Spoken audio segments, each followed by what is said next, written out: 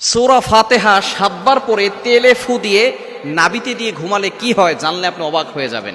সূরা ফাতিহার ভিতরে কিন্তু শেফা রয়েছে। আল্লাহ পাক রব্বুল আলামিন এই কোরআনুল কারীমের ভিতরে শেফা দিয়ে দিয়েছেন।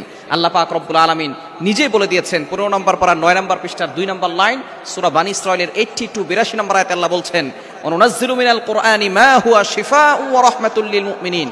আমি আল্লাহ তাআলা এই কোরআনের ভিতরে মুমিনদের জন্য শেফা এবং রহমত রেখেছি। আল্লাহ পাক রব্বুল আলামিন মুমিনদের জন্য এই কোরআনটাকে শেফা স্বরূপ রহমত স্বরূপ নাজিল করে দিয়েছেন। সুতরাং সূরা ফাতিহার ভিতরে শেফা রয়েছে। সূরা ফাতিহার ভিতরে কিন্তু শিফা মিন কুল্লি দা, সকল রোগের ওষুধ আছে। সূরা ফাতিহাকে বলা হয় উম্মুল কোরআন, কোরআনের মা বলা হয়। সুবহানাল্লাহ বিহামদি। অর্থাৎ কোরআনের ভিতরে যা কিছু আছে তার মূল সারাংশ আল্লাহ তাআলা সূরাতুল ফাতিহার ভিতরে ঢুকিয়ে দিয়েছে। সূরা ফাতিহার ভিতরে অনেক শেফা রয়েছে। এবং তেল খুবই গুরুত্বপূর্ণ একটি বিষয়। আমাদের পেটের ভিতরে অনেক সমস্যা থাকে, অনেকে কুফরি জাদু করে। সুতরাং সূরা ফাতিহার ভিতরে শেফা আছে।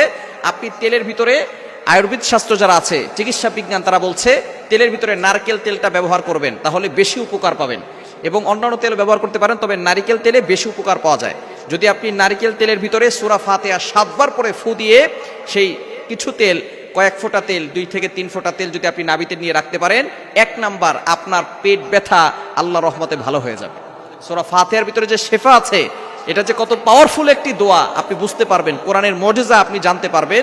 ইয়াকিনের সাথে, বিশ্বাসের সাথে আপনি আমল করে দেখবেন যে সূরা ফাতিহা ৭ বার পরে আউযুবিল্লাহ বিসমিল্লাহ সহকারে ৭ বার পরে তেলে ফু দিবেন, ওই তেলটা নাভিতে রেখে ঘুমাবেন, দেখবেন আপনার পেট ব্যথা থাকলে পেট ব্যথা ভালো হয়ে যাবে। শুধু তাই নয়, আপনার নাভিতে যে ময়লা আছে ময়লাগুলো বের হয়ে যাবে এবং আপনার হজম শক্তি বৃদ্ধি পাবে।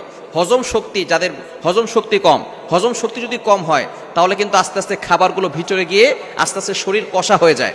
শেষ পর্যন্ত কিন্তু পায়খানার রাস্তা দিয়ে অনেকের রক্ত বের হয় এবং পাইলসের সমস্যা হয়ে যায়। পরবর্তী সময় অপারেশন ছাড়া কিন্তু কোনো উপায় থাকে না।